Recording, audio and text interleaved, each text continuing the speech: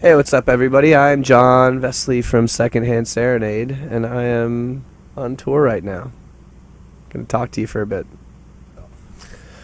Well, I've always found that people obviously want you to reveal stuff about yourself as far as songwriting goes. I mean, they want to hear your story. They want to hear something that they can relate to. And I mean, I never really had a line to draw as far as revealing too much. I mean, I think that it's really important to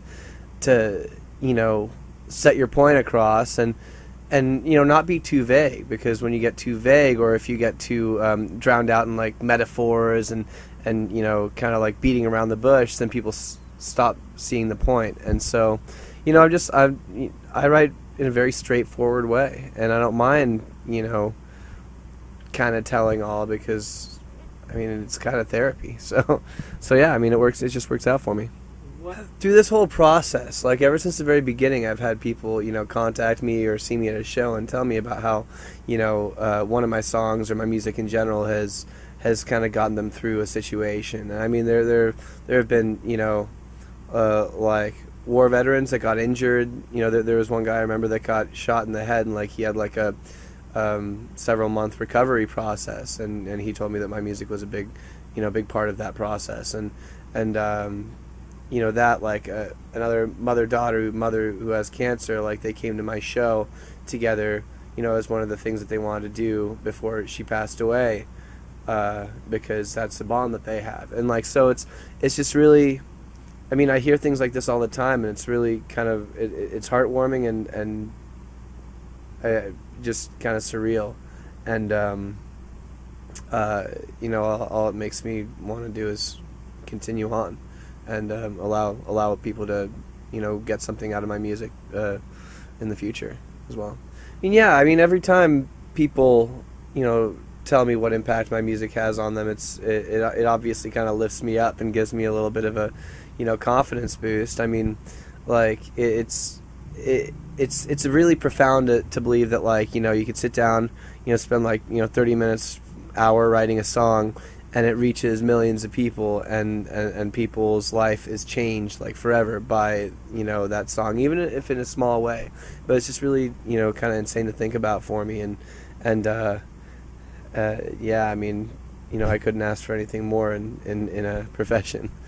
To a role model. Oh yeah. Kind of thing? Of course. Yeah, I feel pressure all the time. I mean, I feel pressure as being an icon or a role model at times, because I mean, fans are loyal and great and necessary in this process, but they also, like, in a lot of ways, until I meet them, I'm more of an icon than a human being. And so, like, they expect, they want to hear music, and they want to hear music that they are expecting to hear. So it's sometimes hard, because if I'm changing things up ever, like, I always have to wonder, like, are these kids, are these fans going to enjoy, the direction I'm taking this particular thing, or are they going to shun it and want something else? Like, and everything like that I do, it's hard for me to just make music for myself, because that's almost being selfish, because I'm making it for the people that have stood by me for these years and allowed me to do this for this long. So I don't want to let them down, of course.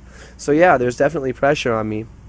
But, the best I can do is just kind of stay true to what, I started as, and be that same person. And I mean, very important part of this is just communicating with your fans and being there. I mean, they'll follow your music as long as you don't turn to a turd, and like, it's just, it's really important. And so I do. I mean, I try to stay in touch with everybody as best as I can. I use Facebook, I use Twitter very, very constantly. I go out after every show and just, show them that I'm there.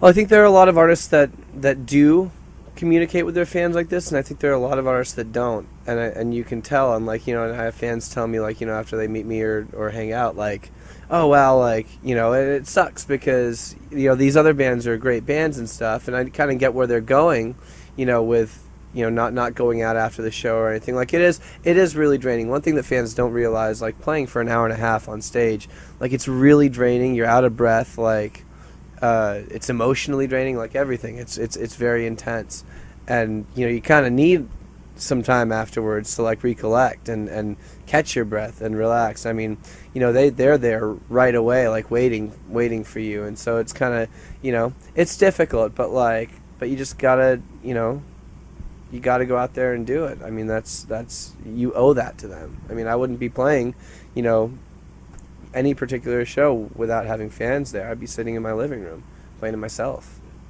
I don't want to play to myself. Like when I'm writing and I have like a different idea or a different direction I want to take, like I usually, it's difficult because I really get excited about things, and breaking out of my creative bubble, was really important on this record. And like there isn't a lot of acoustic. However, I'm going back and I'm recording an acoustic EP to release for the fans that are missing the acoustic. But I want them to also understand that it's important that I grow and evolve through time, because if I kept on releasing just acoustic song after acoustic song after acoustic album after acoustic album, people would be like, okay, we get it, you're acoustic, what now, like, think of something different. And like, so you, like I said, you can't please everybody, but like I'm trying to take it into directions that sound good to me and mean something to me, and I'm just really hoping the fans, follow it. Like, I've had really, really great support so far about the new album, and I'm really excited about it. And, I am going to be doing some acoustic stuff, so people can expect that really soon. And yeah, I take into account, but I don't, like, just rely on writing for, what other people will like, because then I'm just one of those guys writing whatever will work on the radio or whatever, and I want to do that. I want to write music that is good and or at least that I believe is good, because if I can't believe it's good or be proud of the product, then there's no point. Through all of this, The biggest thing I learned about myself is I make a lot of mistakes, and you just have to kind of move on and live with them. I mean, that's what a lot of the album is about. It's dealing with that and admitting it to yourself and admitting it to everybody else finally, because the less you admit that to yourself, the more you're going to keep on making those same mistakes. And it's really important to not be in denial and just own up to yourself, and you tend to, especially being put in a position where you find success in any shape or form, and especially if you have people kind of like looking up to you in any shape or form as well, then most important thing, you can't get a big head, because you don't know how long it's going to last or why it's there really, even in the beginning. So just work hard. I mean, I think my songwriting has grown a lot. That's natural progression. I mean, I've gotten to do it for a long time now, and I've put out 3 albums, and that's pretty awesome. I have a catalog of over 40 songs, which is exciting for me, and I think my songwriting has grown in a way that I'm not confined to one subject matter, and I think that's really important too. I mean, there are more than one aspect in life to write about, and I'm exploring that now finally.